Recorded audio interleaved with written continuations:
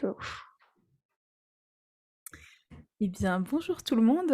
Aujourd'hui, j'inaugure un nouveau format sur cette chaîne avec des interviews d'auteurs et d'autrices, en commençant par l'une des plus éminentes d'entre elles. J'ai nommé Olivia Gomez, Olivia qui a écrit Les Carmidors, la brique rouge que vous pouvez voir dans le background derrière elle, parce qu'elle gère vachement bien son décor. Exactement. Bienvenue Olivia, comment ça va? Eh ben écoute, ça va très très bien. Et toi? Je suis extrêmement contente que tu m'as invitée. Je suis extrêmement honorée. Merci, moi, je suis extrêmement contente de t'inviter aussi. Jusqu'à présent, j'avais toujours plutôt fait des interviews par écrit sur mon blog. Et aujourd'hui, j'ai décidé de donner une autre dimension à ça en passant côté YouTube pour que ce soit un peu plus cool et un peu plus Le, interactif surtout. Pardon, excuse-moi. Le fun fact, c'est que comme j'avais oublié que c'était une vidéo, je suis arrivée en mode pyjama et je suis trop contente en fait parce que je me dis ça, tu vois, c'est un truc qui est authentique. Vraiment, voilà. Donc j'ai ma tronche la flemme, Euh, tu vois, donc la tronche que j'ai très naturellement quand je suis avec des gens avec qui je suis en confiance. Et ça, je trouve ça magnifique parce que j'avais oublié et je trouve ça très beau. on notera donc que j'ai très très mal préparé cette interview parce Mais que je t'avais pas non, prévenu que ça serait sur Zoom et je t'avais pas rappelé que ce serait en vidéo. Mais non, mais tout peut c'est être beau. ajusté, hein. Non, non, t'inquiète, t'inquiète. Moi, je trouve ça bien, au contraire. Et c'était moi qui ai mal prévu le truc. J'ai oublié la moitié des consignes. Donc, C'est pas grave. Euh, J'en profite pour signaler que nous enregistrons cette interview le 8 mars, journée internationale pour les droits des femmes, et que ça nous fait très plaisir à toutes les deux. carrément. Là, c'est pareil. J'avais pas capté non plus avant hier. Mais là, maintenant que je sais que c'est le même jour, je trouve ça très, très beau, très révélateur. En plus, avec toi, c'est magnifique parce que tu es quand même la maman de Vinchka. Et je trouve ça absolument porteur de sens. Donc, vraiment, très contente. Merci. Alors, je me permets de noter que même s'il y a une immensité de questions que nous avons tous envie de poser à Olivier Gomez aujourd'hui, Olivier a déjà répondu à plein de choses dans un podcast récent, dans le podcast Toss a Coin to Your Writer. Notamment sur tout ce qui concerne le sujet de la fantaisie féministe, Mm. de tes inspirations et de l'histoire des Carmidor, ainsi que de ton futur roman. Tout à Donc fait. c'est pas énormément de ça qu'on va parler aujourd'hui, on va plus se concentrer sur l'écriture, puisque sur cette chaîne, je partage des conseils d'écriture, et donc ça va être plutôt axé là-dessus. Je trouve que c'est très stratégique, effectivement. Voilà. Tout ça, ça a été extrêmement bien préparé, hein. Ah là là, Franchement, bon presque, presque. Non, les modalités étaient floues pour moi parce que je ne suis pas organisée, mais par contre, Astrid a vraiment bien fait sa liste de questions. Et bien, très bien, on va pouvoir commencer par la première, qui est un peu la question traditionnelle que je pose à tous mes interviewés, qui est une double question. Quel âge as-tu et dans quelle région vis-tu? J'adore parce que ça, c'est vraiment une question qu'un mec relou sur Internet pourrait te poser, tu vois, avant d'essayer de ken. Et ça, je trouve ça magnifique parce que là encore, tu vois, c'est le genre de choses. D'habitude, j'ose pas le dire en podcast, mais là, vu que je suis pas vraiment partie en mode YOLO, je me dis c'est l'occasion. Donc, j'ai j'ai 29 ans, j'allais dire 30 en fait, parce que je suis née le 4 septembre, voilà, ça intéresse tout le monde de le savoir. Et en fait, 15 jours après avoir fêté mes 29 ans, j'en avais déjà 30 dans ma tête. Donc voilà, je me prépare psychologiquement à passer ce cap Courage, décisif. on est Donc j'ai tous avec 29 toi. ans. Merci. Et actuellement, je vis à Toulouse. J'ai emménagé il n'y a pas très longtemps dans la ville rose qui était ma ville d'origine, plus ou moins. Donc voilà, je suis dans le Dubaï du livre, il faut le savoir. Et tu t'es encore plus éloigné de Paris, ce qui, moi, me rend C'est très vrai. triste. Je suis navrée. Moi aussi, c'était un peu ma tristesse, j'avoue.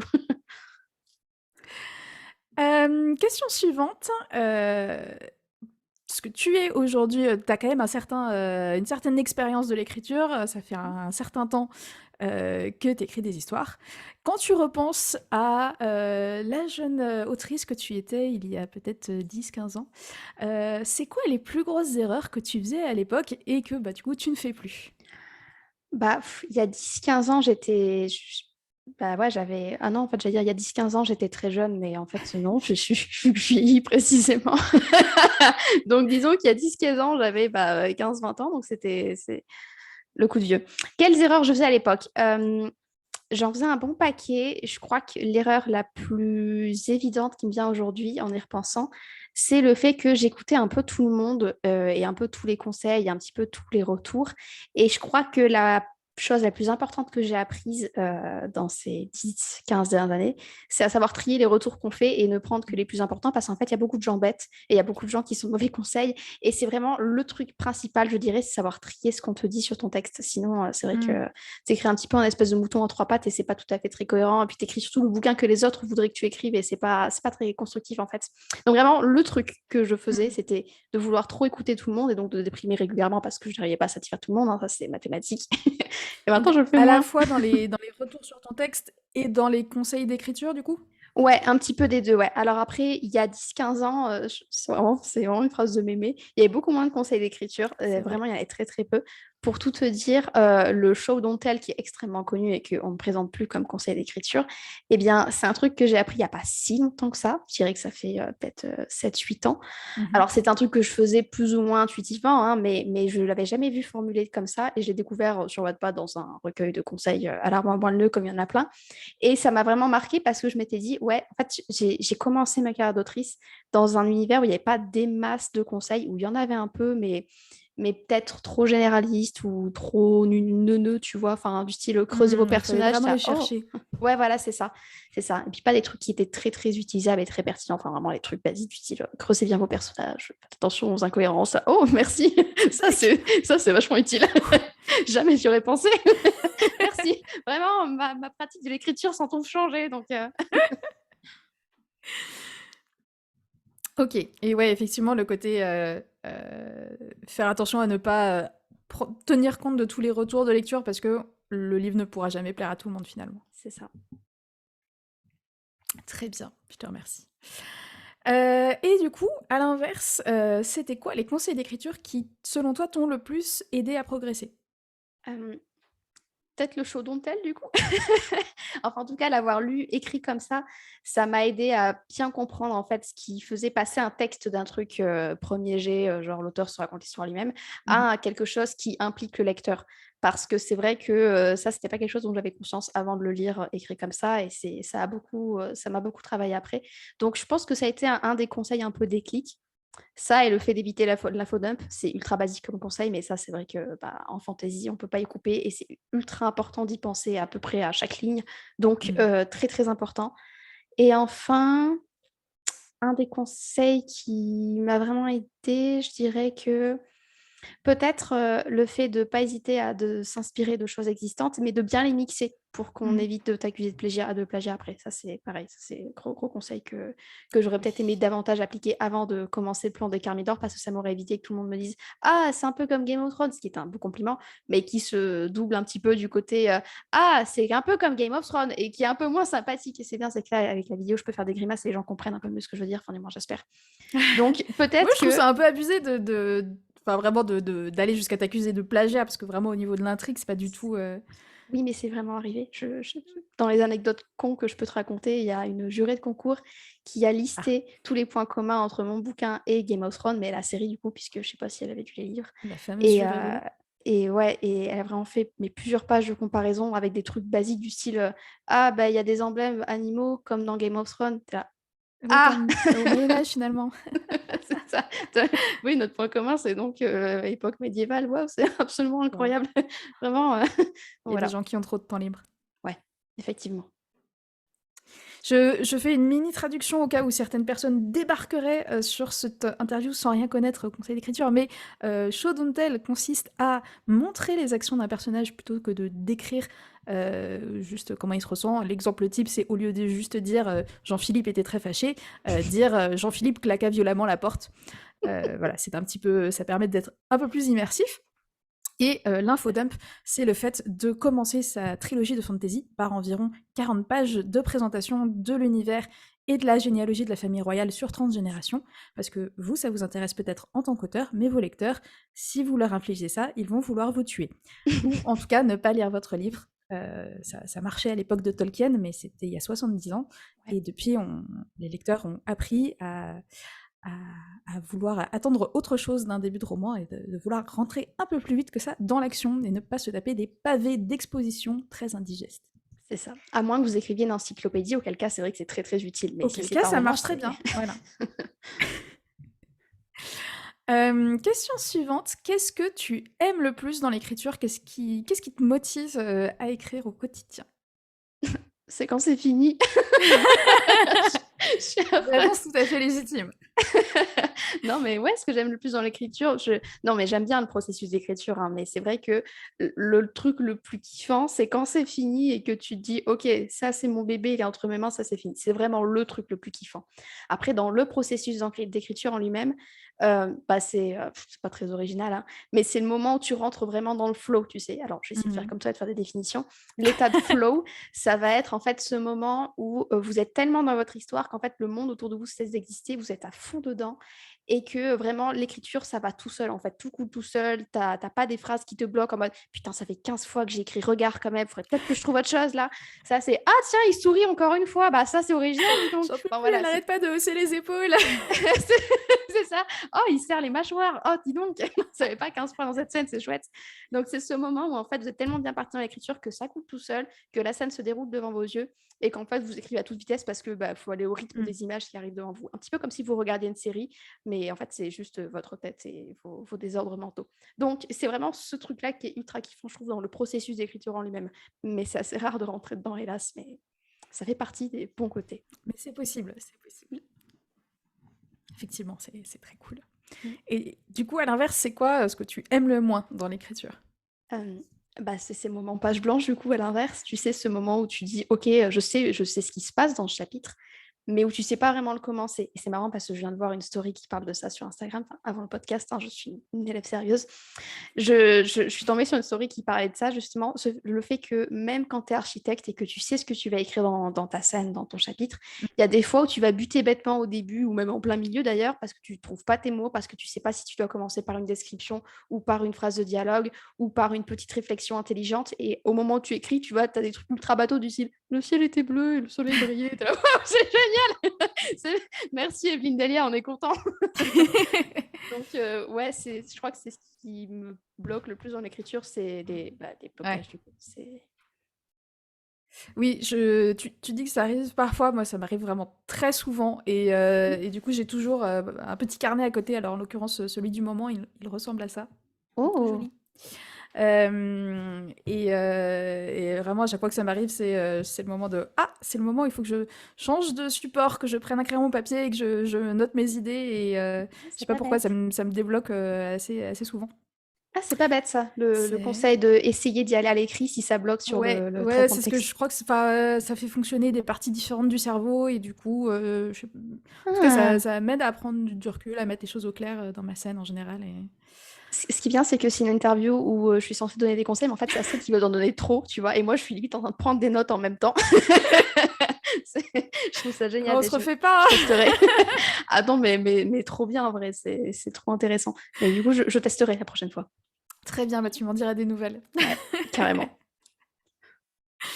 Alors, question suivante, on va parler un peu de tes lectures, parce que voilà, on n'est pas juste là pour parler de conseils d'écriture. Mhm. Donc la question suivante, c'est bien sûr, à part Cité de foudre, quel est ton roman préféré? Empire de rage. Non, alors, très premier degré, parce que c'est vrai que les gens qui nous regardent, qui nous écoutent, ne sont pas forcément trop au courant. Mais c'est vrai que, enfin, il y a toujours cette espèce de crainte quand les gens disent qu'ils aiment des romans de leur copine-autrice, que ce Mhm. soit en partie pour du copinage. Alors, c'est évident que quand une de tes potes a écrit un truc absolument incroyable, tu vas en faire la promotion toute ta vie. Mais au-delà de ça, je tiens quand même à préciser qu'en fait, je connaissais assez peu Astrid avant de commencer ces deux romans. Et c'est parce que c'est une autrice brillante que je suis devenue sa pote. Parce que voilà, on aime s'entourer de gens brillants. Donc voilà, c'est vraiment en ce sens-là que ça s'est fait. Il faut bien comprendre que voilà, je tenais à On le avait dit souligner. que la journée du 8 mars, c'était pas pour offrir des fleurs. C'est vrai, l'envoi de jardinière. Non, mais alors écoute, à part ta dilogie, dont je suis une très grande fan, tu le sais déjà, en ce moment, je suis en train de terminer L'ours et la renarde de Ronsdor. Mhm. Donc, c'est aussi de l'auto-édition. Quand je fais ça, j'ai vraiment l'impression que, tu sais, j'essaie de défendre un petit peu notre paroisse, alors qu'en vrai, objectivement, je lis plus de bouquins qui sortent en maison d'édition que d'auto-édités. Mais là, en ce moment, je tombe vraiment sur des auto-édités de grande qualité et je me dis, mais qu'est-ce que j'ai lu dernièrement en maison d'édition qui était incroyablement bien à ce niveau-là? Et donc, bref, vraiment mon gros coup de cœur du moment, et je pense que ce sera mon coup de cœur de l'année, c'est L'ours et la renarde de Ronsdor, qui est une fantaisie animalière. Alors là, comme ça a l'air d'être un peu Ouais. enfantin ou cringe. Ce n'est ni l'un ni l'autre, je vous jure. Et pourtant, j'avais d'énormes a priori dessus. Mais un, c'est super bien écrit. Mais 2, ça se lit super facilement. 3, c'est ultra rythmé. Ça, c'est vraiment des points communs qu'on a avec Cité de Foudre d'ailleurs. Et 4, il y a un message, enfin, comme c'est une société matriarcale, c'est ultra intéressant, c'est trop bien amené. Je n'en attendais rien parce que j'avais d'énormes a priori dessus. Mais en fait, je ne sais pas ce que je vais faire de ma vie après avoir terminé ce livre. Donc, je suis en train de le terminer là. Et voilà, je pense que je vais faire une dépression après cette lecture. Mais ça m'intéresse vachement d'avoir ton avis parce que, bon, certes, je suis tes lectures sur Goodreads et donc j'avais noté que tu avais bien aimé ce bouquin. Mm, Mais moi aussi, ça fait très longtemps que je le vois passer sur Instagram et mm, que je bave sur à quel point sa version reliée est magnifique. mm. Mais que donc ma propre pile à lire de haute de 6 étages me retient un petit peu de craquer dessus, mais Je comprends. je- Mais vraiment, en plus, toi, je sais que tu vas aimer. Enfin, vu hmm. que il y a quand Il même va des thèmes passer que en tu haut des traites. candidats à la pile à lire. Vraiment, rends-toi un service, mets-le tout en haut parce que tu vas vraiment kiffer ta vie. Déjà, Hmm. c'est très bien écrit et c'est un truc qui va vraiment te parler à toi. Mais en plus, les thèmes abordés, évidemment, enfin, vraiment le 8 mars, mais je n'en ai pas en parler, mais on parle de matriarcat, de féminisme, même un peu d'esclavage dans une certaine mesure. C'est extrêmement bien traité. Vraiment, tu vas vraiment trop kiffer ta vie, je te l'assure. Vraiment, sûr. J'en mets Top, ma main à couper. Voilà, top, top. Je note. Je vais me renseigner sur les prochaines précos de la version relie. carrément. En plus, récemment, je suis allée déposer des livres, enfin donner des livres à la bibliothèque. Ça me permet de faire un peu de Ah, place chez moi et du coup, ça me donne bonne conscience pour en racheter 4 fois plus. mais carrément, carrément. C'était l'élément qui te manquait pour Voilà. agrandir encore ta palle. Du coup, à part les thèmes féministes, c'est quoi ce que tu aimes le plus dans tes lectures, les types d'histoires que tu kiffes, qui te font toujours craquer, les tropes ou vers lesquelles tu fonces toujours tête baissée, tout ça. Alors évidemment, j'adore tout ce qui est SFFF de manière générale, particulièrement la fantasy, mais c'est vrai qu'un peu de dystopie, un peu de SF, ça me va bien aussi. J'ai récemment redécouvert un peu le steampunk avec une saga que je vais pas nommer, puisque sinon on va penser que c'est vraiment du placement de produit et que je suis payée à la fin. C'est clair. mais, mais vraiment, ça, c'est les genres qui me font vibrer, en plus du côté féministe. Et sur les tropes, j'aime bien évidemment les enemies to lovers parce qu'au fond, je suis pas une personne originale, mais disons qu'en fait, de manière générale, j'aime vraiment les relations, les histoires d'amour un peu compliquées où ça va pas se passer bien dès le début. Et enfin, vraiment, rien ne m'ennuie plus qu'un bouquin où finalement le couple se forme très vite et où il n'y a plus trop d'enjeux sur la relation. Mais en fait, je n'ai pas ouvert un bouquin pour lire ça. Ou alors, il faut juste pas qu'il y ait forcément deux couples. Mais si c'est trop Hmm. facile dès le début, ça me retire un truc. Non, vraiment, je suis pas là pour lire des couples qui fonctionnent. Vraiment, s'il vous plaît. Pardon, mais personne ne veut lire ça en 2023. Donc, S'ennuie. non, mais ça. Et puis un autre. Je suis pas du tout une fan du one bed trope que je trouve con. Mais bon, voilà, ça c'est. En fait, c'est surtout le trope en lui-même que je trouve bête parce que ça me fait vraiment rire. Il y a vraiment que ce trope-là qui est con à ce point, je trouve. C'est-à-dire que le trope consiste en un mobilier. Enfin, vraiment, c'est incroyable de dire qu'il y a un J'avoue. trope qui tourne autour d'un meuble, tu vois. Je veux dire, il n'y a pas de one frigo trope, par exemple. Enfin, tu sais, le moment où tu aurais deux personnages qui doivent partager un frigo et là, oh non, on va se disputer parce que merde, il n'y a plus de place pour les légumes avec toute la bière que tu as mis dedans, connard. Enfin, bon, voilà, il y a pas de trope comme ça. Ah, ça m'amuse parce que effectivement, je n'ai pas résisté à caser un one bed trope dans mon prochain roman. Mhm. Mais alors je veux pas trop spoiler, mais c'est un one bed trope où il se passe rien parce que tout le monde est trop claqué en fait. Et C'est juste bon, génial. vas-y, j'ai juste envie de dormir, ouais, bonne nuit quoi. C'est génial. Non, en vrai, quand je dis que j'aime pas le what Ben trope, c'est vraiment le nom, le fait que ce soit un C'est trope et vrai. qu'il y a un nom pour ça que je Je, trouve un peu ridicule. c'est Mais intéressant parce que ça faisait longtemps que ce trope me titillait un peu, me bah disait oui. à la fois il y a un côté cool, mais à la fois il y a un côté bête, et merci d'avoir mis le doigt dessus. Effectivement, c'est bien vu. Mais je pense qu'il faut le tester au moins une fois dans sa vie en tant Je pense qu'auteur. qu'il faudrait qu'on invente le one chair trope, les C'est scènes où clair. il n'y a qu'une seule chaise pour s'asseoir et que ça crée des émois terribles. Mais totalement. One Totalement. table trope, enfin ça marche moins bien parce que bon, généralement il n'y a qu'une table et ça ne dérange personne, mais Non, c'est ça. Non, mais le coup de la chaise, c'est intelligent, surtout qu'en plus, on pourrait avoir passé plein de petits posts Instagram avec également nommé en français le trope de la chaise musicale. non, mais le one table trope autour du fait que il y a plus qu'une seule table de libre dans le restaurant fancy, il y a deux gangs rivaux qui se la disputent, il y a un truc à faire, je pense. C'est trop mignon, ça fait un petit peu Poudlard Ça en va même trop temps, là, loin. la table partagée. Non, mais j'adore, j'adore. Euh, Et du coup, toujours au niveau des lectures, à l'inverse, ça va être quoi tes plus gros red flags? À part, le one bad trope du coup. Qui n'est pas un red flag, mais dont j'aime bien me moquer. Mes plus gros red flags dans les lectures, ça va être notamment dans les commentaires des gens qui ont aimé ces lectures-là et qui vont dire ah, j'ai adoré la Rémance, elle est trop mimi. Ça, déjà, bon, bah, de base, ah, c'est mimi. Pff, je suis pas sûre que ce soit pour moi, du coup. C'est pas un vrai red flag, ça, parce que c'est mignon en soi. Mais sinon, dans les red flags, comme toutes les personnes de l'année 2023 qui se respectent en général, tout ce qui est non-consentement romantisé, ça, c'est pas mon délire, mais bon, je vais vraiment pas faire original là-dessus. Euh, le côté je trouve dans les romances qu'on va pouvoir retrouver par exemple dans ACOTAR, que je n'ai donc pas vraiment aimé, ce côté où Pareil. finalement on va mettre en compétition deux mâles et en désigner un comme problématique et l'autre le sera tout autant, mais ah non mais lui ça passe parce qu'il est ténébreux, parce qu'il fait un petit peu de féminin washing, il est un petit peu, bon voilà, c'est le chouchou d'électrice. Ça me gonfle, mais d'une force, ça c'est vraiment un vrai red flag pour moi, ça, parce que ça me saoule d'avance et que clairement, j'ai pas envie de lire ça. Et en même temps, voilà, j'ai pas fini moi la saga à Cotard, donc il faudra que je la termine. Donc je vais bientôt re-râler en story, je pense, là-dessus. Il faut que je rattrape parce que je n'ai lu que le premier tome et j'ai pas enfin, j'ai plutôt bien aimé. Alors j'ai lu en anglais, je pense que c'était moins douloureux. Peut-être, Euh, ouais. Après, la traduction est pas mauvaise, honnêtement. Je trouve que la plume de l'autrice traduite, ok, elle est plutôt bien.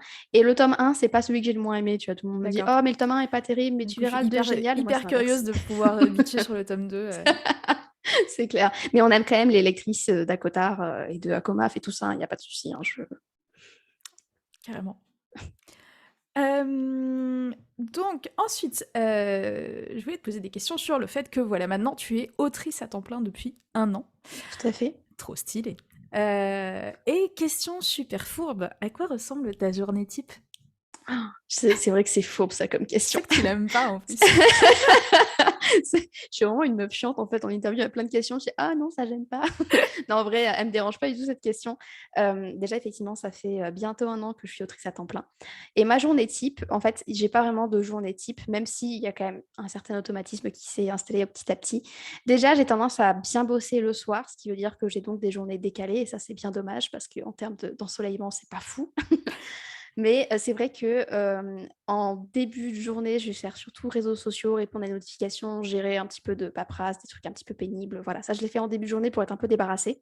Et Mhm. puis parce qu'en fait, c'est vrai que j'ai encore du mal à réussir à me mettre dans l'écriture si j'ai d'autres tâches qui me polluent l'esprit. Et c'est un vrai frein, ça c'est vraiment un frein qu'il ne faut pas avoir, mais que j'ai, et là c'est sur lequel j'essaie de travailler. Parce que si on attend d'être tranquille pour écrire, en fait on n'écrit pas. Et moi, ça m'a bloqué pendant des mois et des mois de mon début d'autrice à temps plein qui n'écrivait pas. C'est quand même très con quand on est autrice à temps plein. Donc, j'écris surtout le soir, après être débarrassée de ces tâches-là. De plus en plus, j'arrive à écrire en début de journée, enfin au moins en début d'après-midi. Mhm. Mais c'est vrai que le soir, c'est un créneau que j'aime beaucoup parce que je suis tranquille. Je sais qu'il n'y a aucune notif urgente. Je sais que je ne serai pas dérangée, qu'il n'y aura pas de livreur qui va arriver, que je ne vais pas avoir de coups de fil ou de trucs à gérer ou de mails urgents, quoi que ce soit. Donc, ma journée type, ce serait plutôt une soirée type, en fait, Ok, où je prends ma bière, où je viens de finir de manger, je me mets à écrire 2 3 heures. cool. C'est drôle, moi j'arrive plus du tout à écrire le soir. Et quand je dois le faire parce que je suis à la bourre, je suis... Mhm. Mais en vrai, c'est bien, je trouve, d'avoir des horaires de travail plus cadrés qui ressemblent à des horaires de travail normaux. Je pense que c'est plus équilibré quand même. Je sais pas s'il y a une version qui est mieux ou moins bien. Alors, enfin, moi, ce qui me frappe surtout, c'est que bah, avant, j'écrivais que le soir, parce que bah, comme j'avais un Mm, boulot normal comme tout le monde. c'est ça. Et depuis que je me suis mise à écrire enfin, j'écrivais le soir et ça m'allait très bien. Et j'aimais beaucoup aussi ce sentiment de. Bon, après, juste, c'est où tu vas te coucher qui te bloque un peu. Ouais. Mais j'aimais beaucoup ce sentiment de c'est bon, c'est le soir, t'es tranquille, Mm, c'est un peu ta récompense de la journée, mm. etc. Mais depuis que j'ai pris l'habitude d'écrire le matin, j'ai plus du tout aucune envie d'écrire le soir. C'est vraiment Non, mais une habitude qui a été complètement changée, quoi. je comprends tout à fait. Mais j'aimerais réussir à adopter ta routine qui me semble vraiment chouette et assez saine. Tu vois, le fait de ne pas allumer le téléphone avant midi, ça, je trouve ça génial comme idée. Alors Faut j'allume que mon j'arrive à m'y téléphone à mettre. 10 h, mais je n'allume pas Instagram avant midi. Ça, Ça, c'est c'est cool. vrai que ça Et me... t'as pas les notifs, toi, du coup. J'ai supprimé quasiment toutes mes notifs, ouais. C'est cool. Voilà, à 10 h, je regarde WhatsApp, je regarde mes mails. Mm. Discord parce que enfin du coup je vais bosser sur d'autres choses. Mhm. Euh, Mais ouais, de 8 à 10, enfin 8 et demi à 10, quand j'écris, mon téléphone est toujours dans ma chambre, je ne l'ai pas encore regardé. Peut-être que des gens m'ont appelé, j'en sais rien, tant pis pour eux. En vrai, pas grand monde m'appelle avant Mhm. 10 heures. Mhm. Et C'est ça se sûr. passe bien. Non, c'est chouette comme routine. C'est vraiment un truc qu'il faudrait que je teste un jour. Pareil, je te ferai un retour. Tu me diras.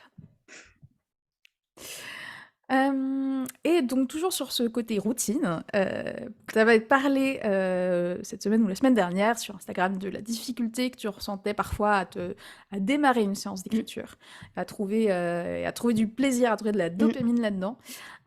Tu avais, commencé à trouver une ébauche de solution. Est-ce que tu veux bien nous en dire un peu plus? Tout à fait. Alors, en fait, c'est pas une solution parce que ça n'a pas changé le niveau de dopamine de mes séances d'écriture. Ça Mais m'aide. par contre, ça fait un petit moment que je voulais tester. Je voulais tester de me mettre à la méditation avant d'écrire. C'est-à-dire que du coup, j'ouvre ma petite application, elle s'appelle Serenity, je crois. C'est l'une des rares applications que j'ai trouvées et qui ne te fait pas payer dès la première inspiration, donc ça, c'est plutôt chouette. Et du coup, et ben, c'est pas mal, c'est-à-dire que ça me prend juste 10 minutes, donc je peux pas dire, oh, j'ai pas trop le temps. Ça me prend 10 minutes, ça me permet un petit peu de me calmer, de faire redescendre un petit peu toutes les pensées parasites, etc. Et après, j'arrive à me lancer dans ma séance en étant un peu plus sereine. Alors, je dis ça comme si ça faisait genre un mois que j'avais testé. J'ai fait 3 séances de méditation avant d'écrire là depuis quelques jours. Mais j'ai l'impression qu'en effet, ça me permet d'être un peu plus concentrée, un petit peu plus dedans. Et peut-être qu'à terme, j'ose espérer qu'avec de l'entraînement et une méditation de plus en plus efficace, j'arriverai peut-être à me mettre justement dans le fameux flow dont on parlait tout à l'heure, Mmh. plus facilement parce que justement, esprit coupé, pensée parasite de côté, respiration calme. Je me dis peut-être que c'est la solution un peu secrète qui me permettrait de plus déclencher l'état de flow. Donc, je teste. C'est encore un peu tôt pour parler de résultats et d'efficacité. Mais là, c'est pareil, je vais vous tenir au courant parce que si ça marche pour moi, vous allez vraiment m'entendre. C'est évident. Bah, je trouve ça hyper intéressant. Effectivement, quand on écrit le soir, je pense que ça peut être une super bonne technique pour Ouais. voilà, faire un peu le vide après tout ce qui s'est passé pendant la journée et se libérer enfin, faire le deuil de sa to-do list, quoi. Mm, mm. Tout à fait. Mais je pense que même le matin, ça peut être utile parce que je sais que personnellement, j'ai Mm. l'esprit très, très plein en fait dès le matin. C'est-à-dire que dès le matin, je pense à tout ce qui m'attend dans la journée et c'est aussi ça qui me Ouais. bloque. Je me dis, là, la méditation, elle serait extrêmement efficace à ce niveau-là. Et c'est peut-être ce qui me manque pour arriver à écrire justement avant le soir. Parce que le soir, c'est plus facile, quoi. Le soir, rien n'est urgent, Mm. donc à tester aussi le matin. Voilà. Tac.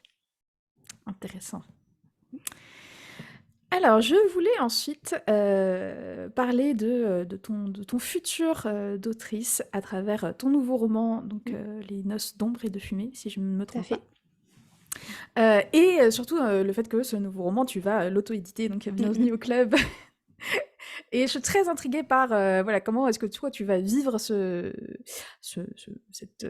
passage vers l'auto-édition. Alors, avant d'en arriver là, donc là, je crois que tu avais dit que tu avais fini le premier jet des Pas noces. encore, mais Ah, tout près. presque, d'accord. Très Bon proche. courage. Et du coup, ma question c'était, ça va être quoi le parcours du texte ensuite? Est-ce que tu as une méthode de correction particulière? Est-ce que tu fais appel à des bêta-lecteurs, par exemple? Comment tu t'y prends? Tout à fait. Alors, effectivement, là, à la fin de mon premier jet, qu'il faut que je termine assez rapidement parce que je commence à avoir des délais qui sont un peu serrés, je vais pas avoir le temps de laisser reposer le texte. Donc, en gros, on repart direct sur la réécriture, entre guillemets, qui ne sera pas une réécriture, mais en fait, je reprends le texte petit à petit, je rajoute les descriptions là où elles manquent puisque je ne suis pas très, très portée description de nature. Donc, il faut que je rajoute, lisser un peu. Mmh. Après, voilà, je fais ma repasse un petit peu, les formules un peu lourdes, etc. Et ensuite, j'envoie ma bêta lectrice. Donc, j'en ai 2 actuellement.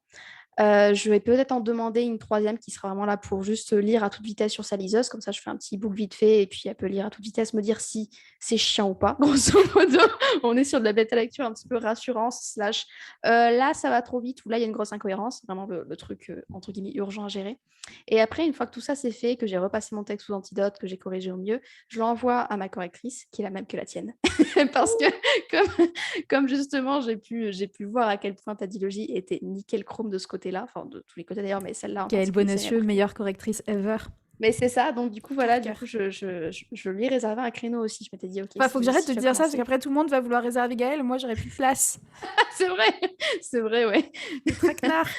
Écoute, mais en vrai, tant mieux pour Gaëlle, je trouve ça chouette. Mais du coup, voilà, donc après, mon texte passera entre les mains de Gaëlle. Trop bien. Et donc, je crois que voilà, on en aura pour 2 mois de correction ensemble de ce qu'elle m'a dit. ce qui me laisse un petit peu de temps après pour terminer ma mise en page, gérer ce qui doit être géré et hop, envoi sur Amazon. Voilà le OK, donc process. tu écris quand même des premiers jets assez propres pour. Ouais, Enfin, t'as pas de gros travail au niveau de bouger des chapitres, réécrire non. des scènes et tout. Non, non, parce que j'ai mis très longtemps à faire mon plan, c'est-à-dire que je l'ai repris 3 Mhm. fois, je crois, je l'ai pas mal rempli. Je suis vraiment partie en mode full architecte sur, ce roman-là. C'est d'ailleurs un truc qui m'a peut-être un peu bloquée et que finalement, je vais peut-être revoir mon process pour les prochains romans. Mais sur celui-là, je suis passée vraiment en mode full architecte, donc je savais où j'allais, je savais déjà où est-ce qu'il fallait que je mette, mes petits indices pour la suite et cetera. Donc c'est vrai qu'en termes de structure, comme j'ai déjà aussi retiré tout le gras, les trucs qui n'étaient pas utiles et indispensables, j'ai pas de gros passages pour changer Mhm. des éléments, enfin rajouter d'énormes scènes, ce genre de choses. Donc ça, de ce côté-là, c'est plutôt rapide. Mais par contre, l'étape du plan, elle était interminable, du coup. Non, mais je suis très impressionnée parce que personnellement, je fais aussi des plans très détaillés. Mmh. Ça ne m'empêche pas à la fin du premier jet de me dire: ah, bah en fait, il y a la moitié que je n'aime pas et que je vais changer. Ah ouais, non mais en vrai, je comprends parce que je suis pas si sereine que ça, là, sur les noces. Bon, je Et ce sera un one shot, ouais, c'est ça? tout à fait. Bon, déjà, Mmh. ça, Non, non, non, ça ouais, apporte un peu plus de simplicité c'est ça. Même si je trouve que c'est très dur à écrire du coup, paradoxalement, aussi. parce que Mm. du coup, je dois vraiment tout boucler en un seul tome et que je peux rien oublier, que tout doit être archi efficace et peut-être que je me laisserai retenter par des dilogies par la suite, parce que c'est vrai que ça me permet quand même de plus étirer l'histoire et de Mm. prendre plus le temps et d'avoir assez de rebondissements pour, bien, comment dire? Bien remplir les fiches personnages, enfin, je ne saurais pas comment expliquer, mais tu sais, le fait d'avoir plus de mots disponibles pour décrire l'histoire, ça permet Mm. aussi d'avoir des personnages qui vont plus évoluer, sur lesquels on va pouvoir plus insister. Et ça, c'est vrai que c'est pas mal, parce que le one-shot, c'est dur, je trouve. Je suis d'accord. Et est-ce que c'est un univers auquel tu penses revenir donc pas forcément pour une suite, mais pour des spin-offs, des choses comme ça? Euh, Pas dans l'immédiat. Je Ok. t'avoue que je trouve que l'univers, il a quand même été bâti pour un one-shot, donc c'est pas un truc qui est extrêmement dense. On n'est pas sur un truc un petit peu à la Carmidor, en fait, c'est pas Mm. trop ça l'ambiance. Donc même s'il a une certaine complexité, une certaine épaisseur et qu'on pourrait creuser, c'est relativement facile, je trouve, de creuser un univers. Mais c'est pas forcément quelque chose que je ferais parce que c'est vrai que stratégiquement, vu que j'ai plein d'idées et plein d'envies différentes, le fait de pouvoir varier d'univers, c'est archi utile, je trouve, de ce côté-là. Donc, a priori, non, je reviendrai pas dessus. Mais bon, jamais dire jamais, hein, j'ai même pas encore sorti le one-shot en question, donc d'ici que je change d'avis, hein. Peut-être que tes fans vont te réclamer un préquel, une spin-off, un machin, un truc. Ça peut-être. Ça arrive. Oui, Euh, toi-même, tu sais. Et donc, du coup, ensuite, on arrivera au passage croustillant de l'auto-édition. Donc, je suis très curieuse de savoir si tu as déjà réfléchi et du coup, ce que tu as éventuellement prévu comme plateforme par laquelle passer, comme format. Est-ce que ce sera numérique, relié, broché, avec des dorures, ce genre de choses? Alors, pour ce qui est de la plateforme, je vais passer en 100% Amazon pour des Ok. raisons qui sont financières. C'est-à-dire qu'au départ, je pensais passer par BOD pour être du coup disponible à l'achat dans les librairies, tout ça, histoire d'avoir quand même le côté vraiment... le lien avec la librairie qui est quand même important pour moi dans la mesure où je suis quand même aussi en maison d'édition à côté. Mhm. Mais finalement, financièrement, je vais quand même faire 100% Amazon parce que c'est comme ça que j'ai mieux gagné ma vie. Et au bout d'un moment, il faut payer les factures. Je Donc, suis moi-même chez BOD et j'essaye d'en partir et c'est compliqué. Donc, ouais, en plus, j'ai vu qu'effectivement, c'est contrat d'un an. Enfin, c'est pas ouais. évident, quoi. Et puis parfois, tu as des mauvaises surprises quand tu veux résilier ton contrat et qu'on te dit: ah non, vous avez raté la deadline, c'était la semaine dernière. Du coup, vous êtes réengagé pour un an. Non, les Bonne petits journée. bâtards. Ah, Voilà, c'est pas vrai. sympa. Sympa. Ah. En plus, c'est des parasites, ces gens. Tu veux juste te barrer de leur truc, tu Mais leur as c'est fait ça, de l'argent genre, pendant un an, mais t'es là, laissez-moi foutez-moi la tranquille, paix. qu'est-ce que C'est ça. vous y tenez, vos 19 €? Non, mais c'est clair. Insupportable. Voilà. D'accord, ok, chouette. Bah écoute, je vais m'éviter ce problème-là, celui-là, du moins, en passant uniquement par Amazon. J'espère que ça se passera bien. Et ensuite, pour les formats, bah du coup, oui. Tu m'as dit e-book, brochet, relié, oui, tout ça à la fois. Les trois. Donc, Ok, cool. ouais, les trois, c'est-à-dire que bon, le e-book, ce sera exclusivité Kindle ou qui sera aussi dans l'abonnement. Mais bon, pour les gens qui n'ont pas de Kindle, il y aura moyen de m'envoyer une petite preuve d'achat et que j'envoie le e-book par mail, hein, c'est Hmm. pas un souci pour ceux qui ont besoin de l'e-pub.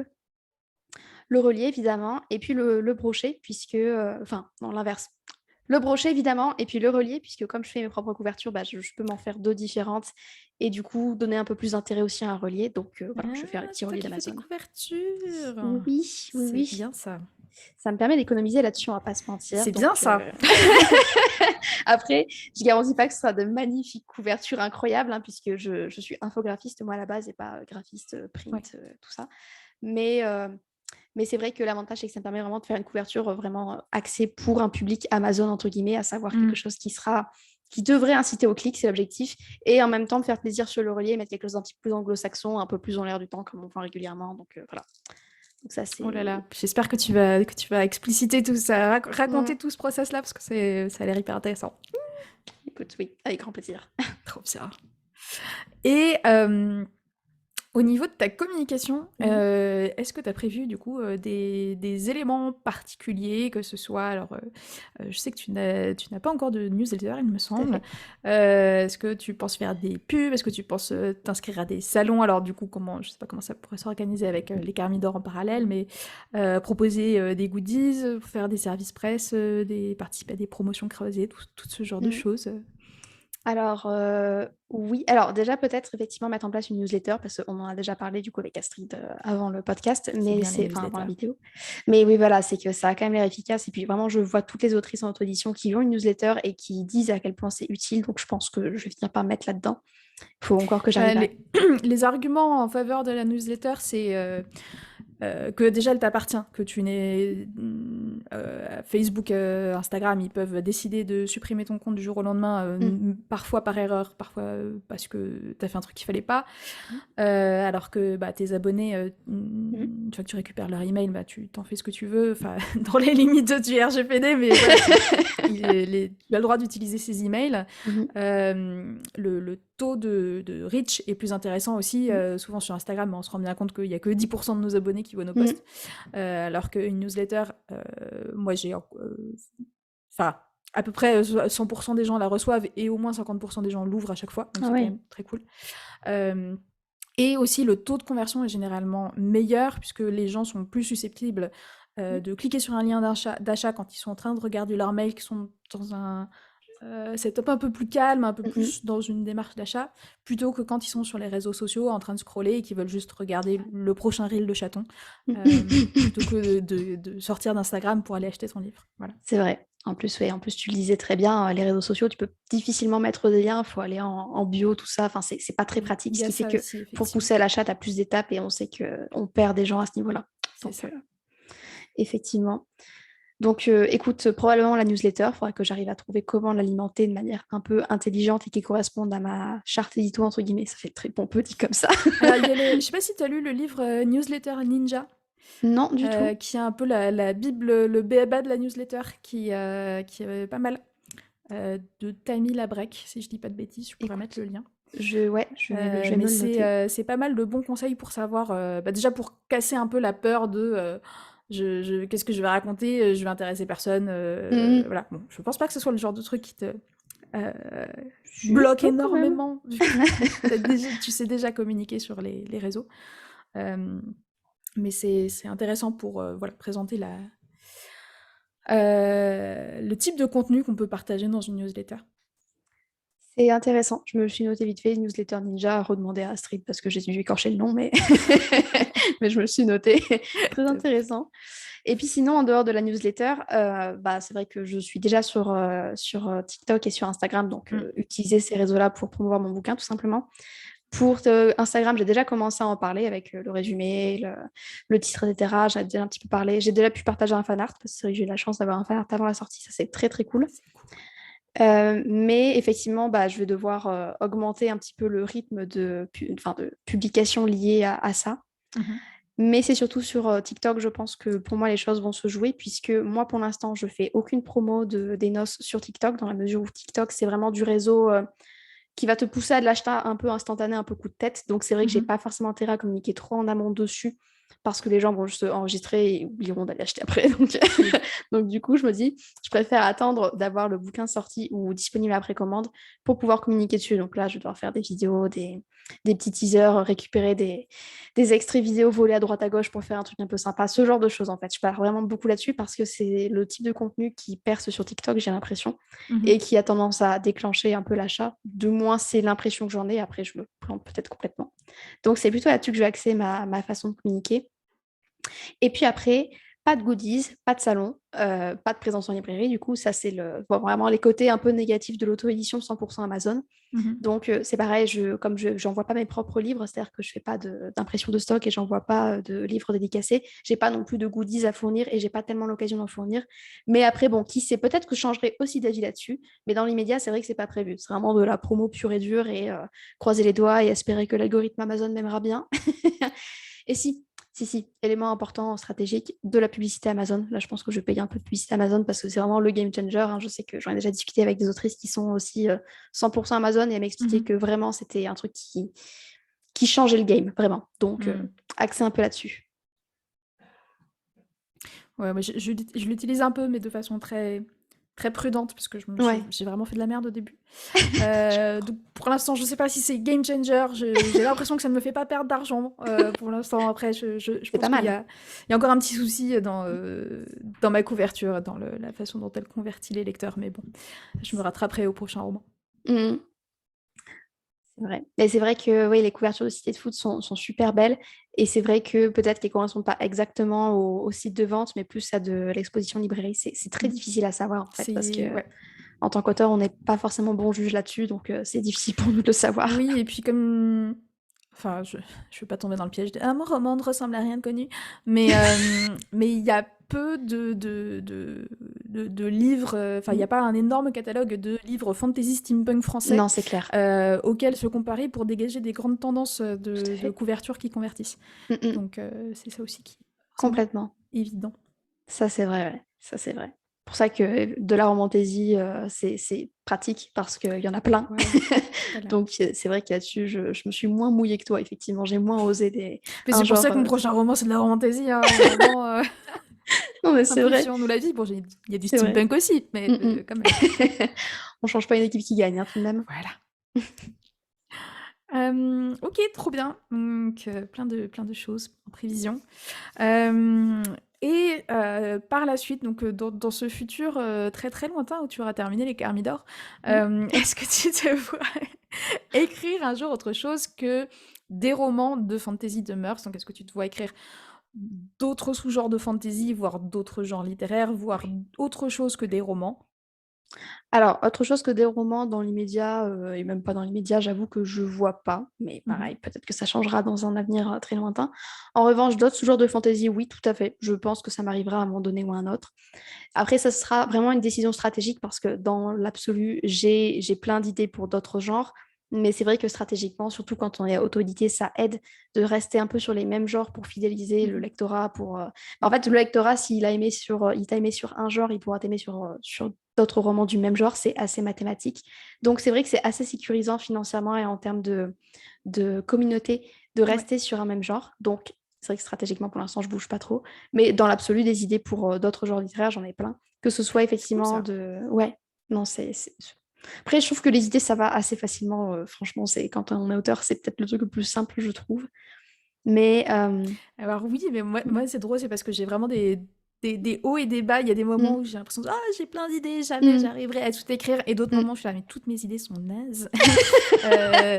Et celle que je voulais développer, en fait, je me rends compte qu'elle est nulle. Et Ouais. oh, là, je vais me mettre la tête dans le sable en attendant d'être au moment où il faudra que j'écrive un roman suivant. Mm, mm. Euh, Non, c'est vrai. Hein, après, c'est le classique syndrome de l'imposteur du oh là là, c'est vraiment pourri ce que j'ai imaginé en vrai.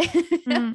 Et Donc, puis surtout comparer ces nouvelles idées qui sont assez incomplètes, assez bâtardes, à mm, bah, le roman qu'on vient de terminer et qui ouais. lui est beaucoup plus abouti, Mm, évidemment. mm. C'est un peu le principe. Ouais. Euh, ça peut faire Ouais. ça peut faire mal aussi. Non, c'est vrai. Et dans les deux sens en plus, hein. C'est à la fois quand tu as d'écrire un truc, tu te dis oh, mais telle idée, elle est tellement mieux, pourquoi j'ai pas pensé à ça Oui. plus tôt? Et à l'inverse, c'est vrai que moi, j'ai cette difficulté-là en ce moment avec les noces. C'est que j'arrête pas de comparer au Carmidor et de me dire mais vraiment, enfin, c'est pas aussi bien, mais en même temps, je compare au Carmidor qui est terminé en fait. Enfin, le tome 1 Mm. est terminé et qui a eu un travail édito complet. Donc, effectivement, C'est ça. c'est pas comparable du tout. Mais c'est très difficile, je trouve, Mm. de comparer les bouquins entre eux. Enfin, encore une Ouais. nouvelle difficulté, punaise. Yay. Non, mais on aime bien écrire, hein, en vrai. Oui, oui, oui. Oui, oui. On n'aurait pas choisi ce métier-là sinon, hein. Mm. C'est clair. Et du coup, à part l'écriture, est-ce que tu as d'autres passions? Euh, La lecture? De manière très originale? Non, mais parce que je le dis parce que c'est vrai qu'il y a encore un peu moins d'un an, je lisais plus beaucoup. Enfin, je lisais Mm. extrêmement lentement. En fait, c'est pas que je me forçais à lire, mais j'aimais bien ce que je lisais, mais c'était pas ultra naturel. Et depuis presque un an, ouais, depuis près le mois de juillet dernier, je me suis remise à lire régulièrement et à ce que ce soit un bon moment, tu vois, genre un moment que j'attends dans ma journée. Et ça faisait Mm. des années que ça m'était pas arrivé. Donc, du coup, maintenant, je peux dire, ouais, en passion, en loisir, carrément la lecture. Alors que pendant des années, je complexais à cause de ça. Je disais, mais en fait, je suis une autrice, mais je lis pas. Mais je suis quel genre d'autrice en carton, moi? Donc, voilà, s'il y en a qui nous regardent et qui sont dans ce cas-là, j'ai rien à vous dire à part bon courage. Et puis, j'espère que ça partira parce que c'est vrai que c'est un petit peu enfin, on se culpabilise vite à pas beaucoup lire quand on écrit, je trouve. Donc, ouais, la lecture en loisir. Et puis, à part ça, en vrai, je suis une fille banale, quoi. J'aime bien sortir avec mes potes. Voilà. C'est bien. Moi, je trouve pas ça banal parce que sortir de chez moi, franchement, c'est pas toujours. Non, mais pareil, je pense qu'on est tous un peu extrovertis, tu vois, genre, ou introvertis, mais en tout cas, même ceux qui sont très à l'aise pour se montrer face cam, pour parler aux autres, pour sortir et tout, c'est la petite dose, quoi. On aime bien rentrer chez nous et être tranquille au bout d'un moment. Non, mais je C'est suis clair. totalement comme ça, en Oui, vrai. non, mais après, c'est vrai que je suis toujours partante pour aller boire des bières et des cocktails, ça, C'est ça, effectivement. c'est ça. Pas beaucoup d'efforts pour me convaincre. Non, c'est sûr, c'est sûr. Alors, j'avais une question qui m'avait été posée par ton public avant cette interview, qui était comment fais-tu pour être naturellement si drôle? Vraiment, j'ai vraiment des questions incroyables. Bah, écoute, la réponse se trouve dans la question, hein, naturellement, c'est naturel, voilà. C'est bon, c'est Oh, la plié. J'ai chance. des chevilles qui font 15 km de large, c'est réglé. Non, écoute, ben, je dirais que je suis une femme dans un monde d'hommes qui fait des blagues nulles, du coup, c'est pas très difficile d'être plus drôle que ça. On est le 8 mars, hein, je suis désolée. Très Et bien. non, et franchement, non, mais ça va paraître bête, mais c'est vrai que j'ai quand même pas mal travaillé avec des hommes dans mon ancien boulot, c'était principalement masculin. Et j'ai peut-être développé mon sens de l'humour et de la répartie à ce moment-là. C'était peut-être une technique de survie. Je pense sincèrement que l'humour est une technique de survie comme une autre. Et du coup, c'est vrai que Certes. maintenant, quand je suis en story et que maintenant j'ai un petit peu pris l'aise sur Instagram, je trouve, et ben Mm. ça me vient très naturellement. C'est bête. C'est pas le cas sur TikTok, je tiens à le dire. C'est-à-dire que je pense que c'est vraiment très circonstancié. C'est-à-dire que j'arrive, je trouve, à être relativement drôle sur Instagram. Au moment où je m'auto-jette des fleurs, ça n'arrivera plus. Mais TikTok, j'ai pas encore cette facilité-là. Je suis moins à l'aise avec le format. Donc, je pense que le Je format fait comprends. beaucoup, vraiment. Mm. Voilà. Je comprends. On en arrive déjà à cette dernière question, Mhm. qui est la question finale que là aussi je pose à tout le monde, qui est bah, c'est quoi la question que tu aurais aimé que je te pose dans cette interview? Ah, ça, c'est vraiment, j'ai vu cette question avant d'arriver en interview et je savais pas quoi répondre. Et là, je ne sais toujours pas vraiment. Donc, je vais me creuser la cervelle, j'ai trouvé un truc. Quelle question j'aurais aimé que tu me C'est poses? faux parce qu'en fait à chaque interview les gens me disent quelle question ils auraient aimé que je pose, donc je la pose dans l'interview suivante, notamment la Ah, question c'est quoi ton roman préféré, machin, que je posais pas toujours avant. ah, d'accord. Ok. Et du Donc coup, forcément c'est plus compliqué. pour me faire gagner du temps, c'était quoi, du coup, la question que tu m'as posée là cette fois-ci et qui était demandée par mon prédécesseur, ma prédécesseuse? C'était c'est quoi ton roman préféré? D'accord, ok, celle-là. Ah, Voilà. intéressant. Euh, Ah, misère. En fait, je trouve que tu as déjà vraiment bien cerné le sujet. Enfin, tu as posé vraiment plein de questions intéressantes. Et là, j'avoue, je vois pas ce qui pourrait manquer. Et puis en plus, disons que comme j'ai quand même enregistré deux autres podcasts là récemment, bah, du coup, c'est vrai qu'il y a plein de questions qui se sont mélangées. Donc, qu'est-ce qu'il aurait pu manquer à cette interview? En petite question. Un élément sur toi que tu as très envie de partager. Je me souviens dans ma toute première Ouais. interview, qui était une interview de Léa Herboto, Mm. qui avait regretté que je ne lui demande pas ce qu'elle mangeait au petit-déj, parce qu'elle adore le petit-déj. Et du coup, parler de son petit-déj, c'était sa joie. Mais c'est génial! Elle aussi, elle est très drôle. Mais effectivement, non, c'est vrai, Léa est très très drôle. Tu aurais pu me demander si, question bête comme ça, quel est mon réseau social préféré pour communiquer sur les bouquins, pour parler Ouais, d'écriture, ce genre de choses. C'est vrai que comme on a pas mal parlé les c'est réseaux, ça aurait vrai. pu être une question intéressante. C'est vrai, Mais c'est vrai. ouais, Mais t'avais fait peut-être une ça. table ronde sur le podcast des mots raturés avec C'est vrai. Tiff et Yelena, et vous parliez que Oui, des réseaux sociaux. Donc oui, c'est voilà, vrai. j'essaye de diversifier. Tu as mille fois raison, c'est Ouais, vrai. je C'est stocke tout à un fait peu vrai. Olivia, et puis ça fait plaisir. En vrai, je suis trop honorée. Moi, j'adore qu'on me stalk, c'est très psychopathe dit comme ça, mais stalkez-moi! Mais je stocke aussi les mots rassurés dont je ne rate pas un épisode en ce moment, donc Ah bah ouais, non, j'ai un peu de retard, moi, mais c'est bon podcast aussi. on est d'accord. Eh bien, merci beaucoup d'avoir répondu à toutes ces questions. Eh ben, merci à toi, c'était une honneur et une honneur. Un honneur et une fierté, voilà. Une honnêteté, c'était génial. Merci, Extrêmement c'était très contente très d'avoir cool. fait cette interview en plus vraiment en mode chill parce que si je m'étais souvenu qu'il y avait une cam, je me serais maquillée, j'aurais peut-être détaché mes cheveux, j'aurais fait un truc sympa. Et là, en fait, je suis en train de voir ma tête à la cam et me dire, oh, ça va être incroyable cette vidéo. Du coup, j'ai vraiment trop hâte. Écoute, moi je ne suis pas du tout choquée par son apparence en tout cas. Enfin, je trouve que tu es très bien. Bah, merci beaucoup. Et puis, bah, je mettrai dans la description de la vidéo toutes les infos importantes à connaître à ton sujet, les liens vers les Garmidor et tous tes réseaux. Et bah voilà, les gens, si vous avez des questions à poser à Olivia, vous pourrez les poser en commentaire de la vidéo. Je me chargerai de les lui transmettre. Posez des questions drôles, s'il vous plaît, hein, parce que sinon on va s'ennuyer. Et bien à bientôt dans une prochaine vidéo. C'est ça, me demandez pas si je suis architecte ou jardinière, s'il vous plaît. Stop. J'ai failli. Non, je rigole. Salut tout le monde. Allez, salut.